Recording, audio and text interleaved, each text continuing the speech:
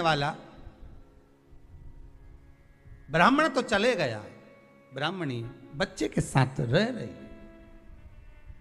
क्या करे वो, अकेली निवास कर रही है।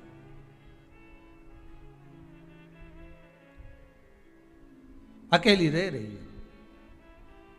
और ब्राह्मणी बच्चे के साथ भ्रमण करती रहती, घूमती।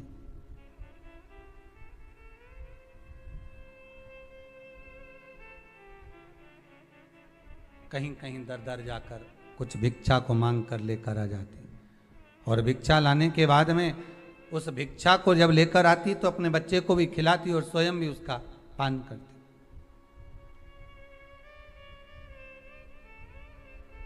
एक दिन ब्राह्मणी भ्रमण करते करते प्रदोष काल के समय पर शिव मंदिर में प्रवेश करी। प्रदोष काल के समय पर, और शंकर मंदिर में जब प्रवेश करा, प्रदोष काल किसको कहते हैं? सूर्य अस्त हो रहा हो, रात्रि प्रवेश कर रही हो, दोनों का जब मिलन हो रहा हो वो प्रदोष काल कहलाता है। दोनों का जब मिलन हो रहा, सूर्यास्त हो रहा हो, रात्रि अपना चरण बढ़ाने के लिए आगे बढ़ रही हो, और दोनों का जब मिलन हो रहा है वो प्रदोष काल है, वो प्रदोष का समय है।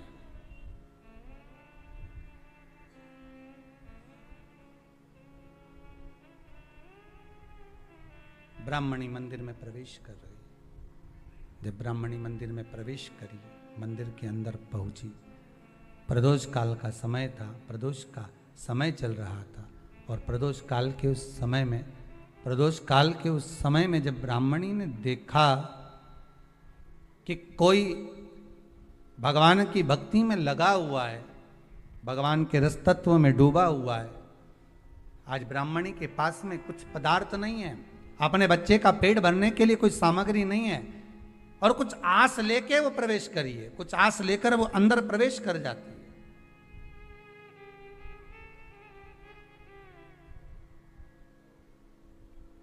कोई ऋषि की पत्नी, कोई ब्राह्मण जन की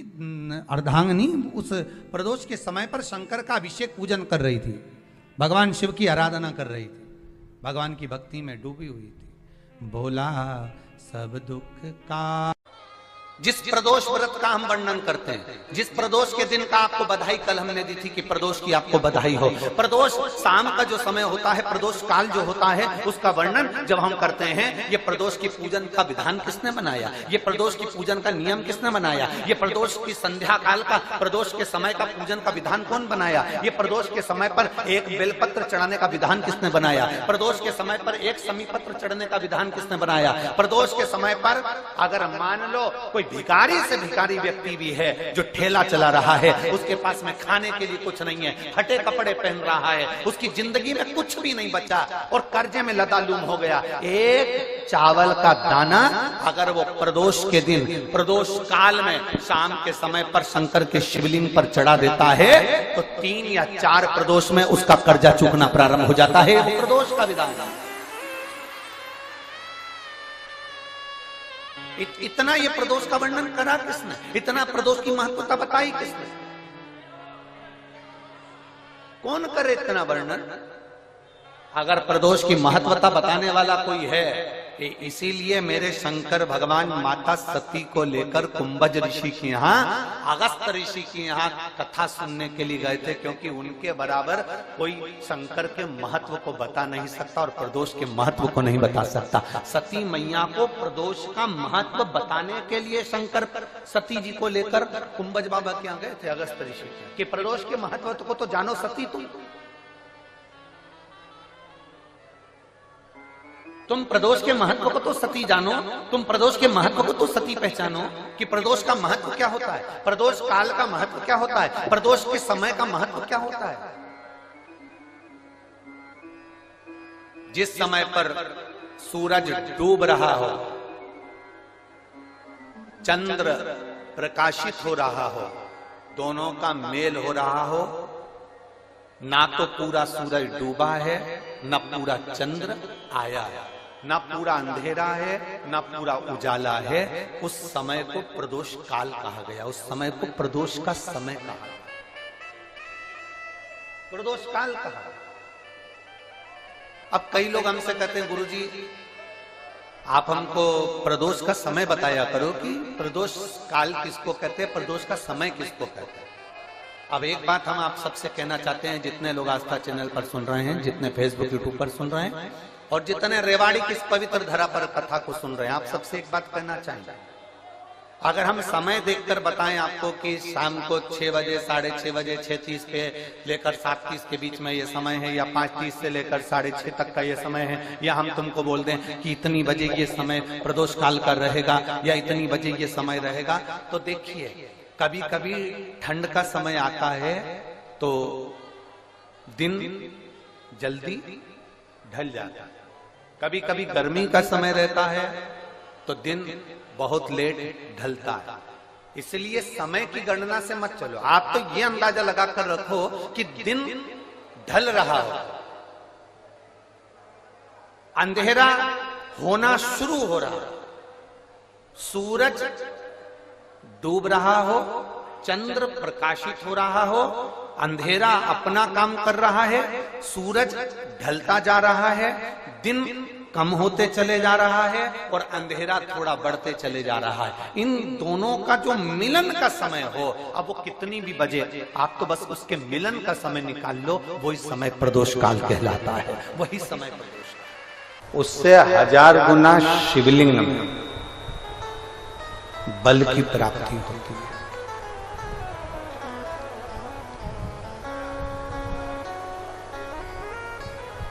प्रदोष के दिन यदि आपको कहीं से शमी पत्र मिल जाए, प्रदोष के दिन यदि कहीं से आपको शमी पत्र मिल जाए और प्रदोष काल में, प्रदोष का जो समय होता है, शाम का जो समय होता है प्रदोष काल, 4 प्रदोष 5 प्रदोष आप कर देखिएगा कि आपका कोई काम है, कोई नौकरी के लिए आप अप्लाई कर रहे हैं, कोई समस्या बड़ी विकट आ गई है,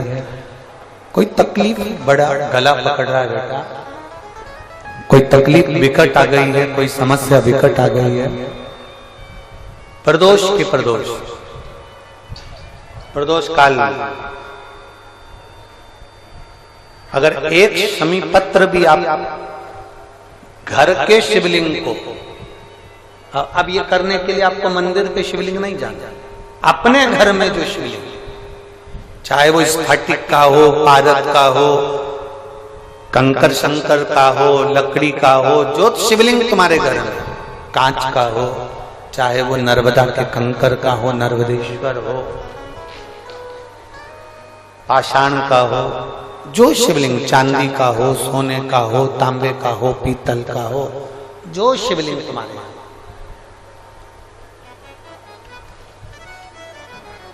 एक शमी पत्र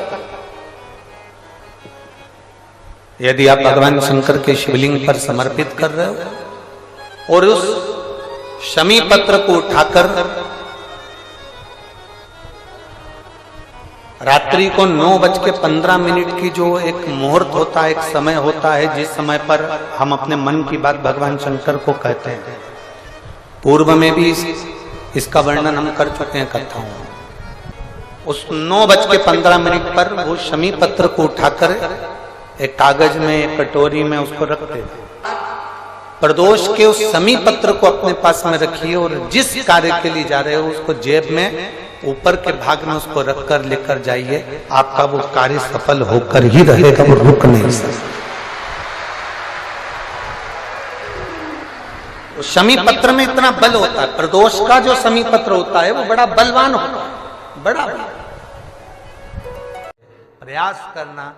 जब जब जिस महीने में जो प्रदोष पड़ा करे, जब प्रदोष पड़े, बन सके 1 बेलपत्र, बन सके 5 बेलपत्र, शमी पत्र, हरे मूंग,